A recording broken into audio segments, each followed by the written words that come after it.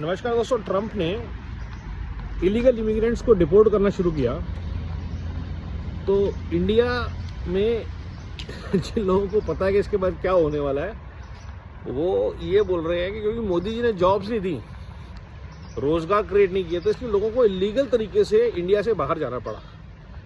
ये तो वही आर्गुमेंट हुआ क्योंकि मोदी जी ने सड़कें नहीं बनाई तो लोगों को लूटपाट करनी पड़ गई, मोदी जी ने बिजली दी तो महिलाओं के रेप हो गए। ये सब मोदी जी की गलती है। 40 लाख रुपए 50 लाख रुपए अपने घर ज़मीन बेच के जो लोग इंडिया से बाहर जा रहे हैं वो 40-50 लाख रुपए खर्च करके बिजनेस नहीं कर सकते थे, कोई काम नहीं कर सकते थे इंडिया में।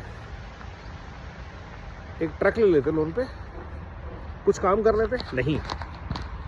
विदेश जाने का जो चाव है इलीगल तरीके से, क्योंकि 40 लाख के 2 करोड़ हो जाएंगे 2 साल में, ये सबसे बड़ा ट्रैप है। और इसमें पंजाब में बहुत सारी पिक्चरें भी बनी हुई हैं जिसमें कि उन लोगों को वहाँ पे और सालों तक वो लोग लेबर लगे हुए हैं वहाँ पे। सिर्फ फ़र्क इतना है, यहाँ 100 रुपये दिहाड़ी मिलती होगी तो वहाँ $100 मिलती है। उसको आर्बिट्राज बोलते हैं, हेजिंग बोलते हैं, लेकिन ग्रोथ तो कहीं से नहीं है। तो पंजाब के लोगों को और हर एक जगह के लोगों को जहाँ से लोग डंकी मार के जाते हैं इंडिया से बाहर, अगर आप लीगल तरीके से किसी भी कंट्री में जा रहे हैं वीज़ा लेके काम करने के लिए, कोई प्रॉब्लम नहीं है।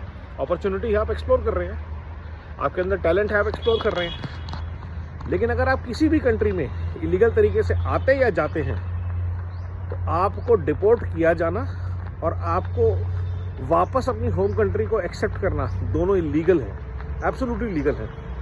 और यूएस से तर्ज लेते हुए, एग्जाम्पल लेते हुए, भारत को बांग्लादेशी और रोहिंग्याओं को तुरंत मैप करना चाहिए। मेरे ख्याल से काफ़ी हद तक हैं भी, और उनको पहले तो भेजना चाहिए डिपोर्टेशन सेंटर्स जहाँ पे उनको रखा जाए, उनके खाने पीने का ध्यान रखा जाए। और कोई भी इलीगल इमिग्रेंट अगर इंडिया में एंटर कर रहा है इस समय, तो सबसे पहले तो उनका कैस्ट्रेशन किया जाए मैंडेटरी। क्यों? क्योंकि उनका इंटेंट जो है वो सिर्फ रोजगार नहीं है। म्यांमार या बांग्लादेश से जो भी रोहिंग्या और बांग्लादेशी आ रहे हैं उनको बुलाया जाता है, इनवाइट किया जाता है कि तुम आ जाओ, तुम्हारे आधार बन जाएंगे, तुम्हारे लिए फैसिलिटीज़ हो जाएंगी, बच्चे पैदा करो आके। So their agenda is population जिहाद, नॉट रोजगार। क्योंकि बांग्लादेश तो बहुत अच्छी इकोनॉमी है, तो बांग्लादेश से लोग क्यों आ रहे हैं? हैप्पीनेस इंडेक्स में भी इंडिया से ऊपर है, हंगर इंडेक्स में भी इंडिया से ऊपर है। तो there is a strategy, conspiracy to derail India's growth by population jihad, by pushing these people. Now, like any country, Canada or Europe or America, India should choose whom they allow to enter into the country. If these people add value to our country, to our growth, to our culture, they are welcome.